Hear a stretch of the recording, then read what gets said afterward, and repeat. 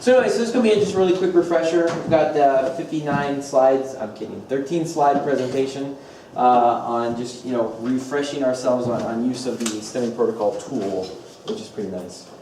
So we're going to just cover some real quick medications, activation plan, and some logistic considerations. I put just some of the medications that are in there up on the board. Advanced, basics, this is all really good information to know also. If we're pushing something, why is this going on? Why is this a good medication to give? And medics too, it's a good little refresher. I'm not going to get too technical into the pharmacology of everything. It's just kind of like basic info up there. Okay. So anyway, these are like all the medications that we're going to give during the STEMI. Some of those like aspirin, nitro, morphine, we give for basic chest pain. But as a STEMI, we notice a STEMI on the EKG. We get a little bit further and we go into the other medications there, such as heparin, Effient, and metoprolol. So the big ones that we give, aspirin.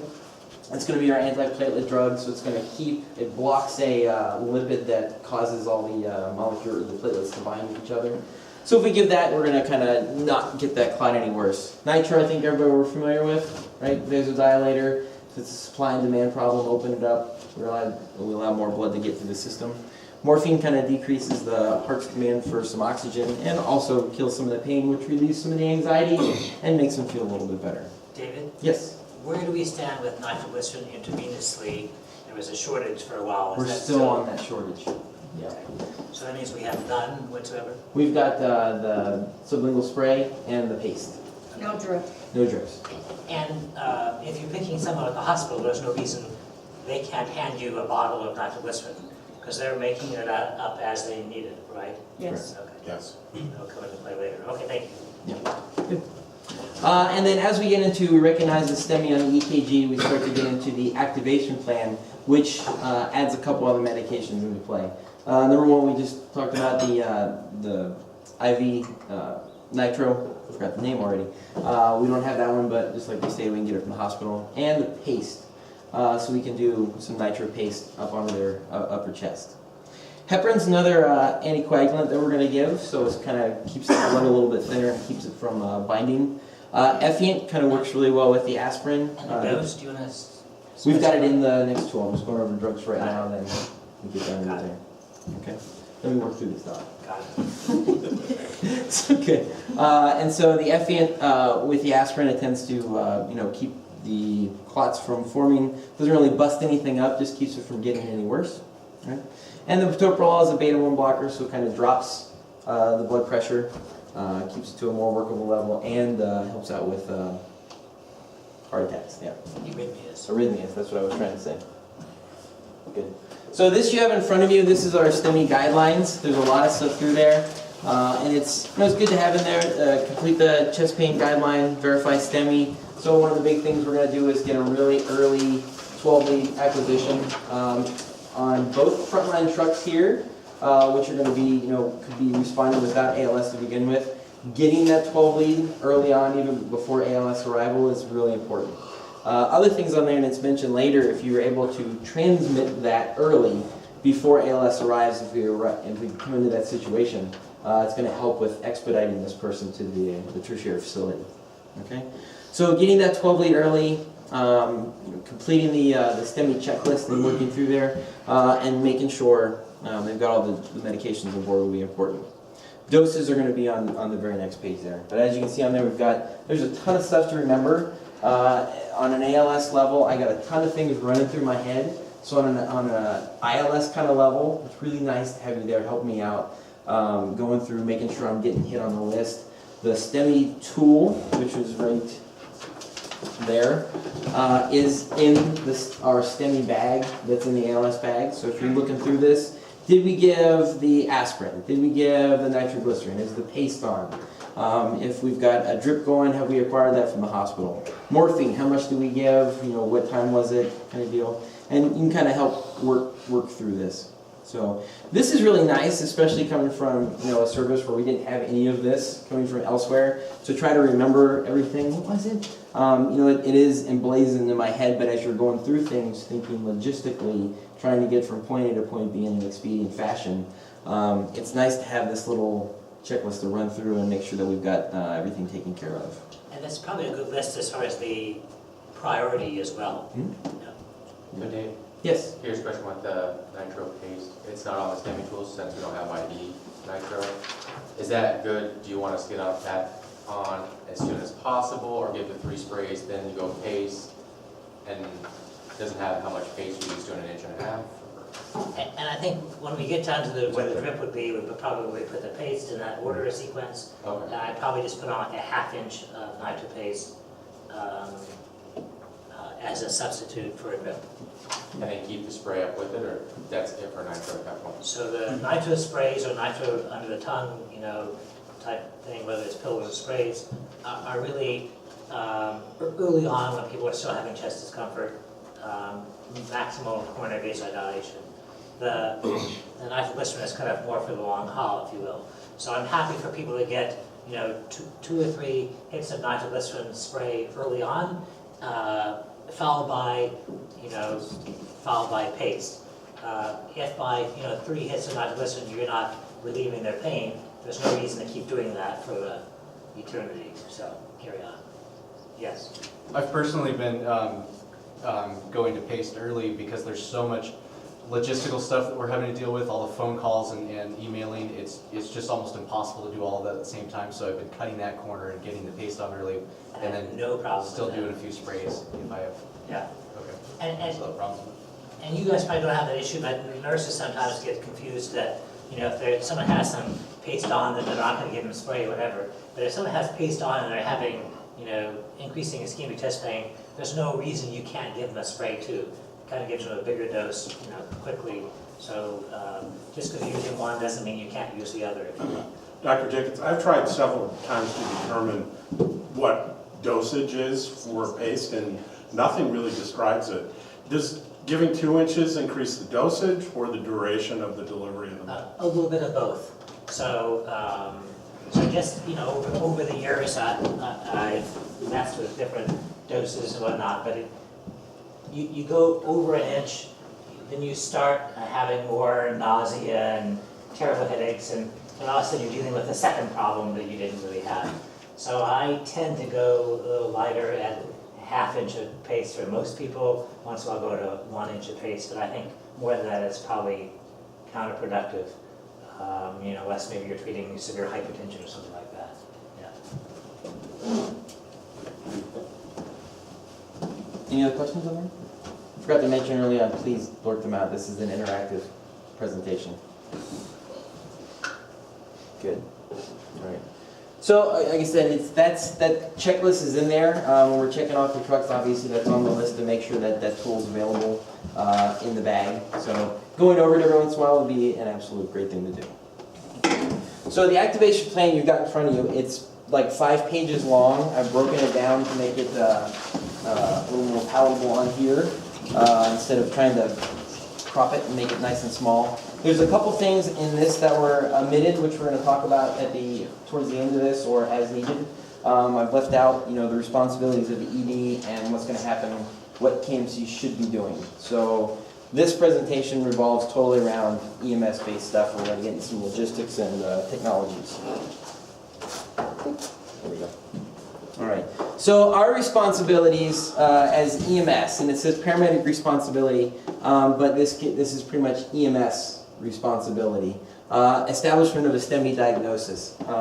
And I know, you know, below the paramedic level, we're not trained to read the EKGs, but if it's sitting there going, STEMI, it's a pretty good indication that you've got a STEMI going on, okay? So early diagnosis is going to be key, and then notification of medical control. And in the past, I think we've had a couple issues with this one. I've sent a 12 lead before, and like they're like, we didn't get it. And an hour and a half later, chief's like, I got it.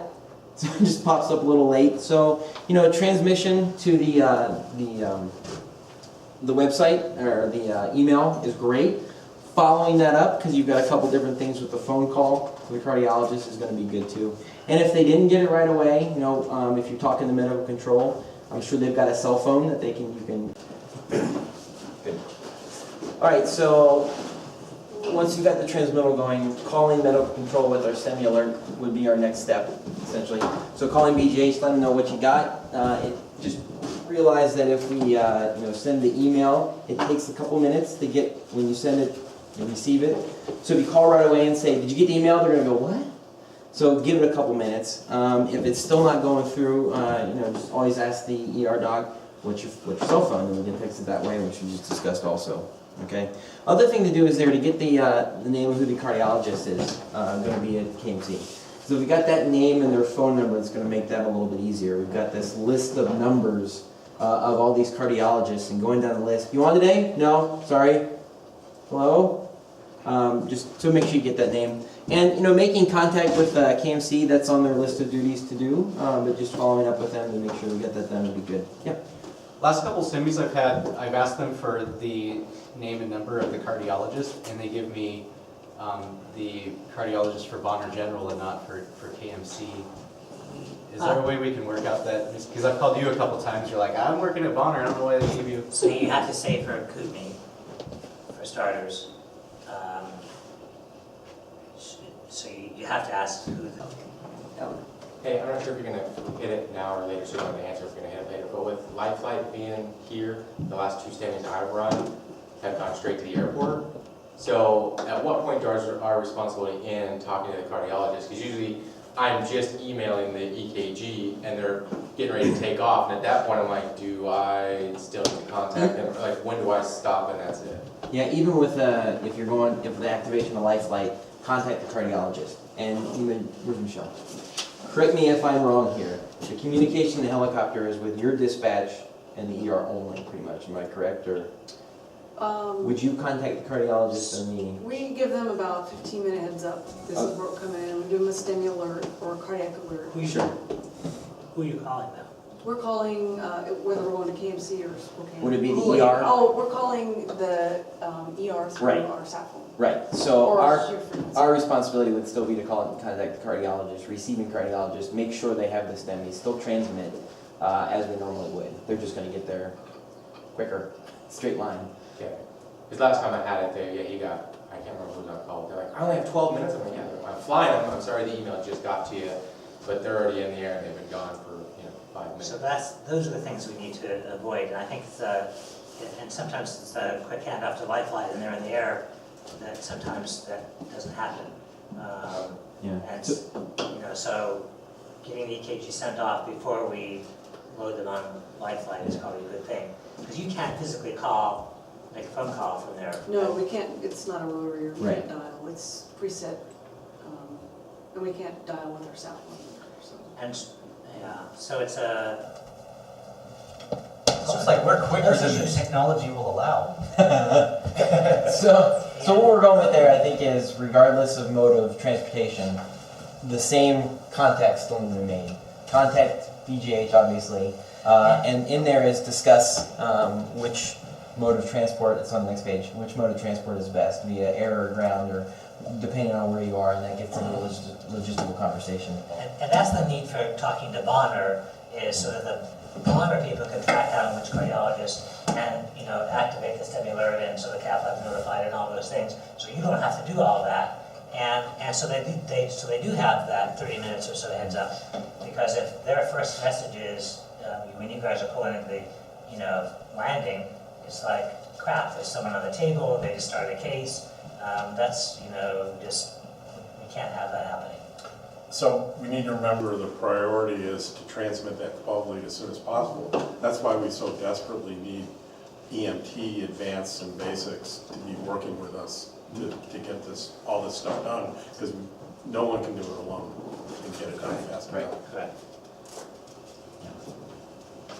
So, just to clarify, it sounds like you're saying before we ever even make it to the airport, that phone call should be done in case it decides that it's not going to go to the airport, which means you're going to either sit on scene or get somewhere where you're not making the decision, am I turning right or left here to head towards the airport, that needs to be transported before you ever make it to that position.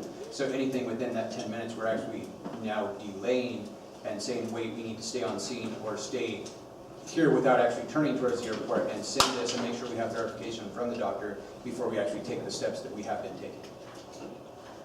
Because I've had it on my cell phone, it takes 10 minutes to transport my, It's not just Right. transmit, it's also waiting to hear back from the doctor, did you actually receive that email message? Okay, waiting to hear back is one thing, so if you're gonna send it, I'm gonna give it like a minute and then call.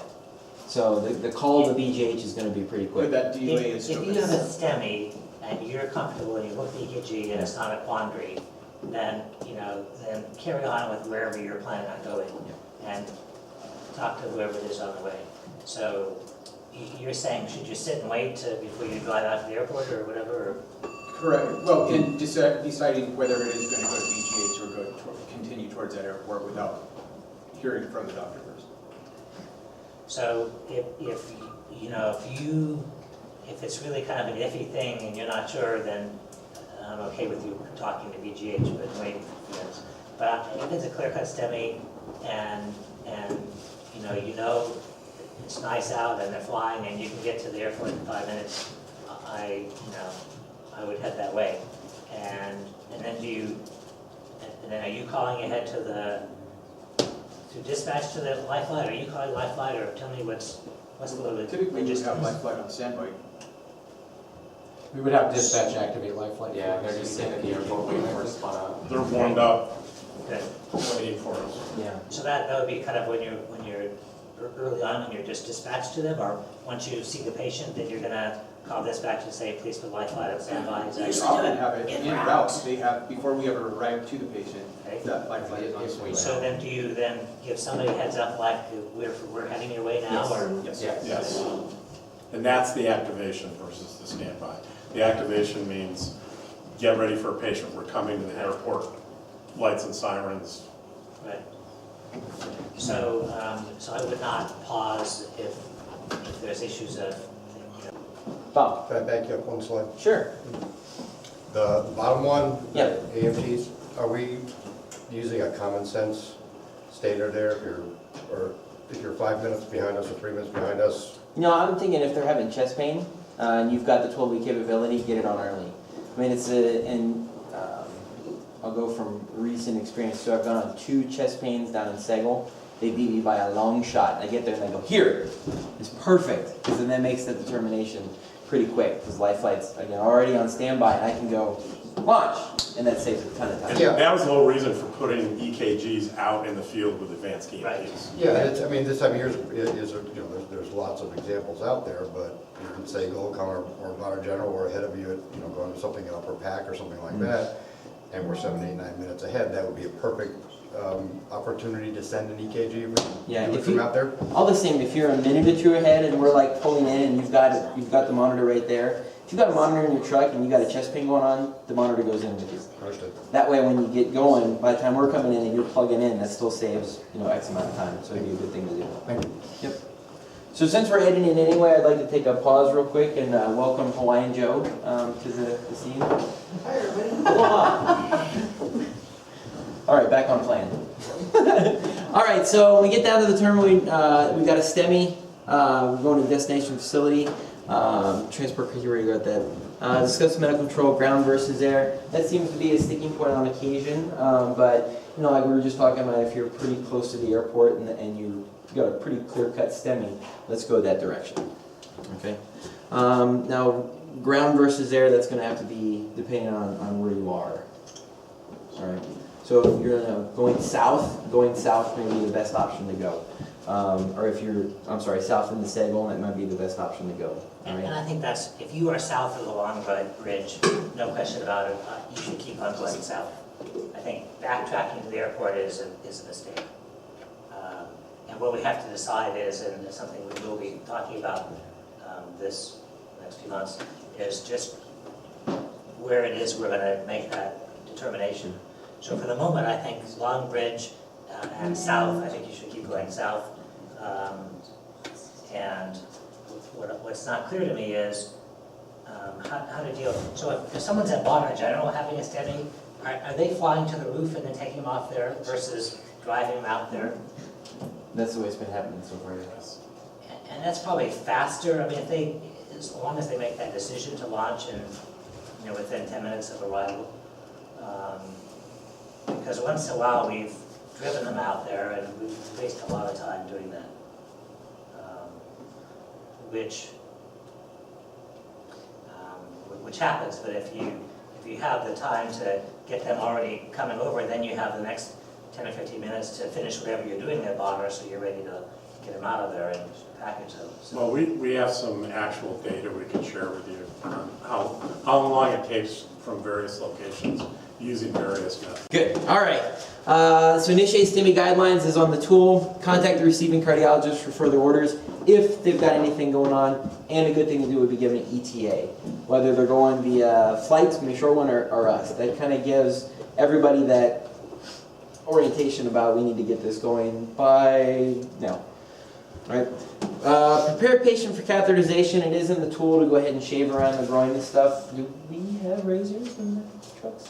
We need to, We have the Yes. electric razors. the electric razors are rusting and Right. they're slowly being phased So a out. safety razor might be better if we're going to be doing that. I We have should not. talk about So- getting more of And those. that's the lowest priority of all the things. Right. Yeah, I figured that was going to be the case. All right. Call KMC, cath lab, speak with the RN. So that's just going to kind of be your secondary fail-safe for here's who we're going to contact and make sure that everything's going on. Making sure the cardiologist is en route there and speaking with him about the treatment is good. The RN is going to get the cath lab ready and ready to go. So speak with them, let them know stuff too would be good. And of course, your responsibility is to deliver the patient. Oh, so close. But Java Juice looks so good. Any questions so far? Okay, good. All right, so reasons why we would abort the STEMI plan is in like transport to KMC directly. So pretty much if our patient is unstable or in cardiac arrest, probably the better option would be to go to the closest facility to get them nice and stable. Okay. So there are some criteria listed out. You know, pulse of less than 50. So there's symptomatic bradycardia, symptomatic hypotension, airways not secure with inadequate ventilations.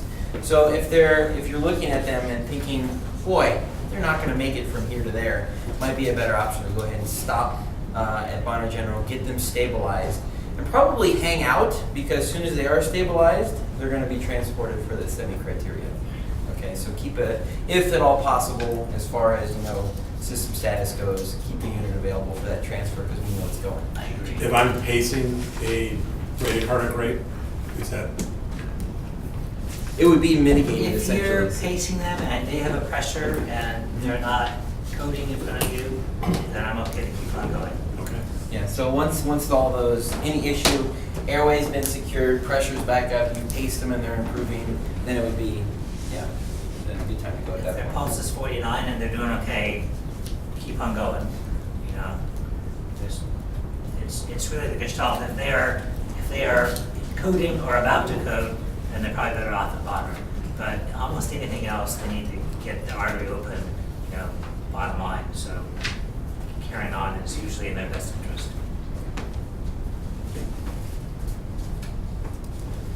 All right.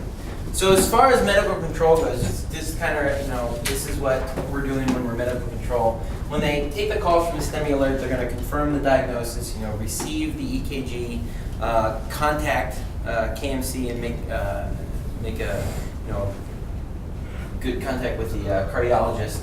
They got sorry. So they're also, talking to, bed control. So beds available. They're calling a cath lab and making sure they're all notified. They're having the records people make up labels and stuff, so stickers and stuff. So medical record numbers being made up. All those things have to happen, and it's better for the ER to deal with that than you guys to have to make all these phone calls. Right. Okay. So, and of course, after all that, we made contact with cardiologist, notify cardiologist of the STEMI plan, initial clinical details, give them an ETA also, verifying that they've got the 12 lead. Yeah. And make sure you call the cardiologist that's receiving it. As far as this one goes, I think we've pretty much discussed this, and we're going to be talking about this later as far as the most appropriate and best method. Is there another opportunity to talk about helicopter implementation or But right now sounds right great. now. Well, I just, there seems to be a misunderstanding about our helicopter strategy. The 15-minute rule is not part of the STEMI protocol. The 15-minute rule is if you've decided you're gonna use a helicopter and you're within 15 minutes of the airport, go to the airport. It's faster than having them come to you. That doesn't mean if I'm within 15 minutes of the airport and I have a STEMI, don't drive to KMC. It does not mean that, right? We've proven that we save 9 minutes by going to the airport when we're within 15 minutes versus having them warm up, take off, fly, land, load, warm up again, take off and fly. We save 9 minutes. So if you're, you know, at Duford Road and you've got a STEMI and you're already on the road and you can, hell, I can be in KMC in 32 minutes or 34 minutes, there's no traffic, then what I want is everybody to use their very best judgment on the fastest / and safest way to get the patient to the cath lab. Because when the helicopter has a faster point A to point B, there's the revving up and, you know, loading and whatnot. And so, you know, you still have that time on either side. That's just the way it is. Right, and that's factored into all our calculations. And I would say that if, you know, at Duford Road, you're probably 8.5 minutes code from the airport. And if you timed it, you would probably arrive around the same time at KMC. Is it worth it to turn around and maybe run into traffic in Sandpoint? If I'm clear down to KMC, yeah, probably. If it's 4th of July weekend, and I don't think I can get through Coeur d'Alene very easily, then flying makes sense. That's why I really hesitate for us to have really hard and fast rules, because I want everybody here to use their head, you know, I trust everybody here to make a good, solid decision and not have to just follow lines in the sand rules that may not make sense at the time. Because we save, you know, if a STEMI happens at Wagner right now, Right. and they call Wi-Fi and BCMS at the same time, you know, theoretically, you know, Wi-Fi is going to maybe take off 5 minutes later, but by the time they do all their stuff and whatnot, they're ready to kind of give you the patient, you know, it might be a wash. And then when you leave, it's you know, the Wi-Fi is going to beat you, but only 10, maybe 15 minutes tops. So, you know, is that worth it for the $1,000 it costs? I think if you save 15 minutes, it probably is, because that can make a difference between whether someone survives or not, or whether how big their infarct is or not. But if it's down to like 5 minutes saved, you know, I'm not quite sure the money is worth it. So what's a problem is when they, you know, at the last minute decide one thing and then kind of change the line or whatever, and then you don't have a helicopter there, and then you have to decide to fly them out there. All of a sudden we lose all that advantage. We talked about this internally on when the hospital is calling us to take a STEMI from their bed to KMC. We go over there, we drop everything, we go there, we go code down to KMC. There may be extremely rare extenuating circumstances where we walk in and say, you know, the road's closed down there, it's going to take an hour and a half. Those are the kinds of exceptions where I want us to have a conversation with the ER. But 99 times out of 100, they're making the decision in the ER on how this patient's to be transported. So we need to comply with that as quickly and as efficiently as possible. I wholeheartedly agree. But our people sometimes come up with extenuating circumstances. I want to continue that dialogue with the doctor. If there is a extraordinary concern, they should bring it up to the doctor in the ER and discuss it. Does anybody have any questions about that? Any concerns? That's profound. So since you're already at the hospital, we're responding with our primary 911 unit, of course. So you got 3 in the back. If they're going with a STEMI, it's pretty, you know, good to assume that the worst case scenario could happen. So having that extra person would be pretty handy. Again, alert everybody, help expedite. So once we get to the hospital, if not everything's done yet, help them out with switching pumps, moving patients, giving whatever you need to do to get yourselves out the door as fast as you can. This is a time issue. So if we can expedite that, that would be much better. So Dr. Jenkins, you had a list there with some statistics. Yes. So I've been digging out all the STEMIs for the last year, more or less starting from when Lifeline started, because I want to see, are we doing better, are we doing worse, what's happening? And although, actually one of these was in January, which I'll probably pull back out of the list, but anyhow. So of 26 STEMIs, 17 of the 26 showed up at Bonner Hospital. So number one problem is education. I truly believe that the more people who call 911 and we go scoop them up and get them straight to the cath lab, we're going to have shorter door-to-blown times and better outcomes. And we've had precious few opportunities for that.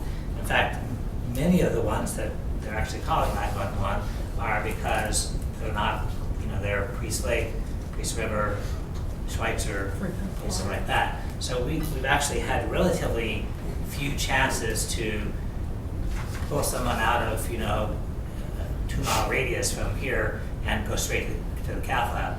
And I'm convinced that's still pretty fast. And it's an education of the public that 911 is probably the better way to go, and it's not happening. And it's an opportunity for us to kind of work on it in upcoming years. So 9 of the 26 patients called 911 and you guys responded. So 5 of the 17 ED patients and 1 of the 9 field presentations got to KMC by air. Not sure that's right.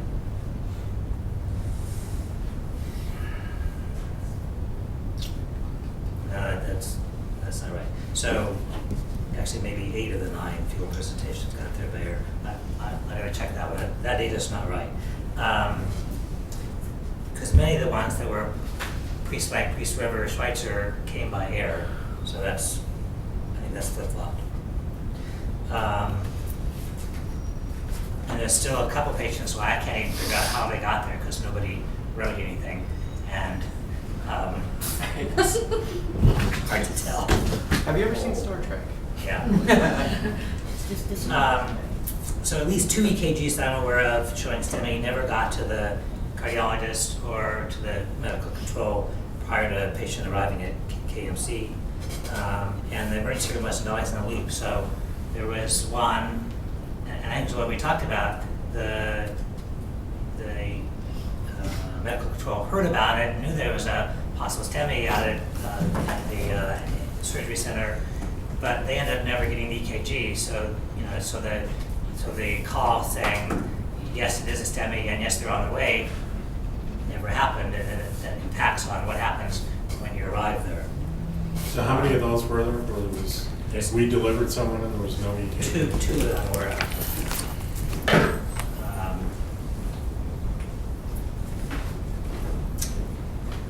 So, one patient expired while we were trying to put an IV in prior to transport, so that's kind of something to work on.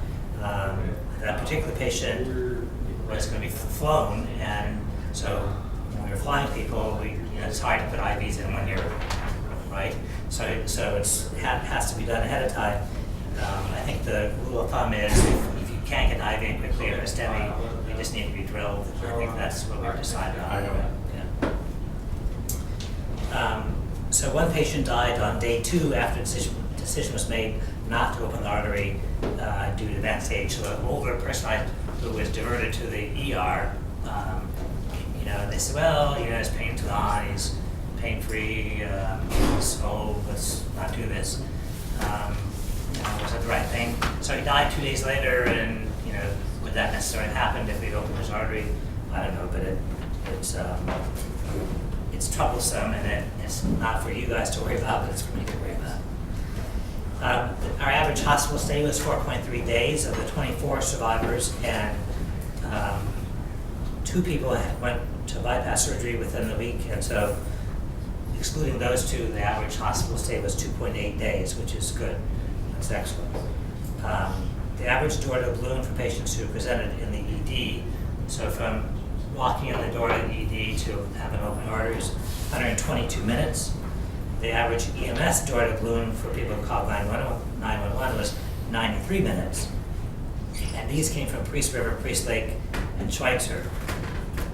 It sounds like, that's a lot better from the EMS activation, but it's not quite that simple. One, there was fewer of them, and the Schweitzer patient, we timed it from when Drew or somebody arrived.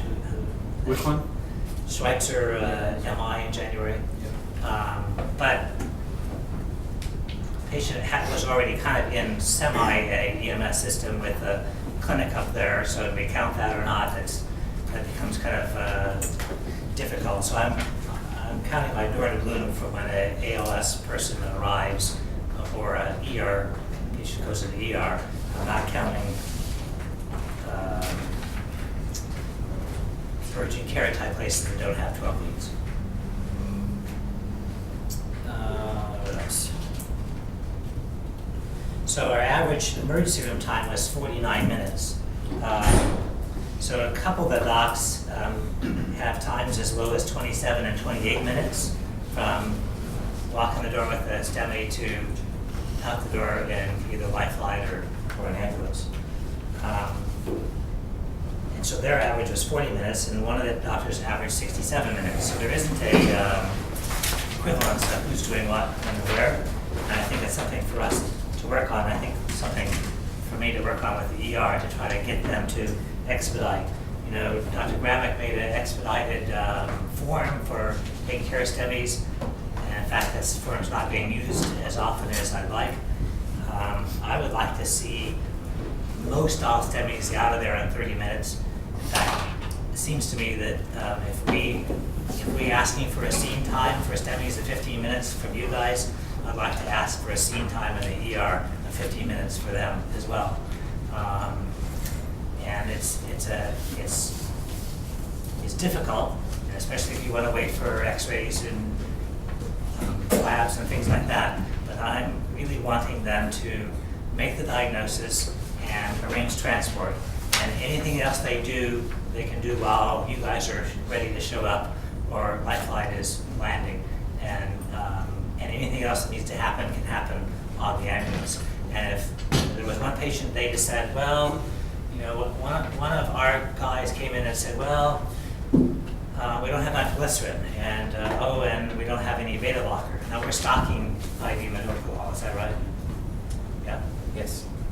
So apparently that day was out or not available or whatever, and so they decided to call for a life flight instead. And that added another 15 minutes or so to change gears because because we didn't have this technology.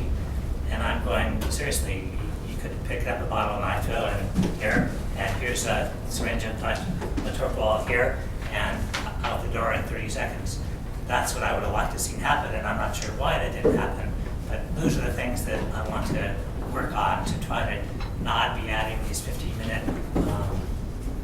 minutes here or there that are just so unnecessary. So ground transport's usually 41 to 46 minutes, so it's been excellent.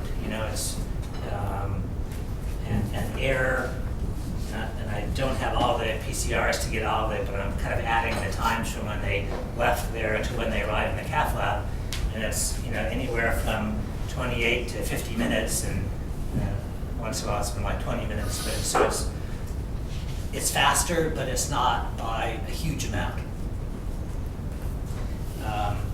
So the longer emergency room times sometimes were correlated with when there was a plan to fly somebody and the weather changed, or it turns out the air ambulance was already committed somewhere else or something like that. So those were kind of the reasons sometimes given when people stayed longer in the emergency room.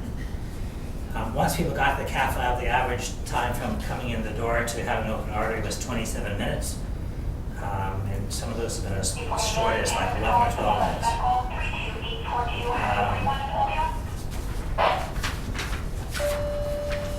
So my take-home messages. So one, assume nobody sent an EKG and make sure it gets sent out. We're going to do it by text or email. We're going to sort that out in some days, but just make sure it's been sent. And make sure that they honor generals in loop so they can call cath lab and the cardiologist and get the ball rolling. We don't want the first call to the cardiologist being when you're coming in the door. So transport critically ill patients directly. Don't wait for an IV. If you're flying, use IO if you can't get an IV in quickly. And I just don't want to see a lot of backtracking at the airport. If you're within 10 minutes of the airport, that's great. If it's longer, as we talked about, it may not always be the best choice. And as I said before, avoid pit stops in the emergency room. If the patient has no pulse, no pressure, or you're not sure of the diagnosis, then it's fine. But otherwise, stopping in the emergency room does not always help us with our times. And if, finally, do not try to dodge taking the patient by ground when asked. There's one patient where they said, crew came over and I said, well, I think air is flying, and they called and figured it out. But another 15 minutes went by to kind of change gears. So I think as your thoughts was, if they ask you to do it, just do it, and I think that's the better thing to do. So I'd like to see scene times of 15 minutes, and primarily our guys are doing that for scoops. There was one, I forgot who it was. There was one in Priest River or Priest Lake. I think it was Drew maybe, but it was like, within a minute or two, the person was scooped up and headed towards where a life flight was landing within 5 minutes of that, and it was like incredibly fast. And it's like right on. And then that was the one that ended up going to the ER for 25 minutes. And that was just an example of how well it can happen. Somebody did a really fabulous job. So I want to see all the EKGs transmitted quickly. My suspicion is if we go to texting transmission, we're going to do better with that. I certainly want to see ED times less than 30 minutes, and I'd like to even get them down towards 15 minutes. And I guess I need to talk to figure out whether we're on the same page with Life Flight as far as all the drugs that we're using, that they're using, to make sure we're seamless in how we're doing it. And I want to see our door-to balloons, so now we're decent. We're light years better than we were 5 years ago, and people are surviving and doing better because of it. So it's kudos that you guys are doing this. But I'll bet we can, with a little bit of tweaking, we can get our door-to balloons down, towards 100 minutes. Certainly often below 110 minutes, and sometimes we can beat 90 minutes. And I'm working on some sort of program where we can do some sort of prize or bonus or something, whether it's going to be a gift or a dinner or something. When we see a crew do a door-to balloon that's exceptional, I'm going to try to do something to make it worth their while. And that may go for the ER staff as well as you guys, because I think we can do an exemplary job, and I think we can make a program that the rural EMS systems around the country will look at and say, this is how we want to do it. Because I think we can do that good. So I think there's no question we can put together an incentive plan. The other thing that I'd like to see everybody start making sure they're doing accurately is recording the symptom onset time in PERCs. So we can start looking at an additional element of system onset to EMS contact time and measure the effectiveness of our public relations. Because think about it, if someone waits a day with chest pain, all our rushing around can be for naught, because they've delayed 24 hours, and saving them 10 minutes or 30 minutes isn't going to matter as much. So we have to have a way to accurately measure our progress on that So I'm counting on everybody, you know where it says number of minutes or hours from primary symptom onset? Let's make sure we've got the best information we can have. When I'm dictating my history of physical, you know, and my discharge and not, and I'm looking at this data, trying to figure out when symptoms started, usually the only place I can find it is with the paramedics or the, you know, or advanced whoever, EMT who's writing that somewhere. So I appreciate finding that information. That's helpful to me. So, a minor thing, but as time goes on, there's going to be some changes. For example, there's a new drug called cangrelor, which is essentially intravenous Plavix, more or less. And so, you know, we tried doing integralin, and we were outdating, and so we decided to not do that. Again, an intravenous antiplatelet drug. This is a new drug that will be intravenous antiplatelet and fast on, but also you can stop it in a couple hours. You can actually do bypass and whatnot. So that makes it really attractive. Surgeons will like it, the cardiologists like it, and we can get people their antiplatelet up to speed much faster. The reason we went to Effient or Prasugrel on our orders right now, and I'm not even sure that's happening very much, and I'm going to ask about that, is simply because that particular antiplatelet drug is faster onset. It's in your system faster. There's another one that's called ticagrelor or Brilinta, which is also similarly fast, but it has a few other possible advantages. So we may be discussing swapping to that. But within the year, when the FDA approves this other intravenous stuff, more than likely we're going to switch to that. And then when they get their Plavix, that could be on the table in the cath lab, but we can start this IV stuff on the way down. So that's kind of probably only one little minor change that may happen in the medication side of things from here. So thanks. Do we have any other questions? Thank you for your time.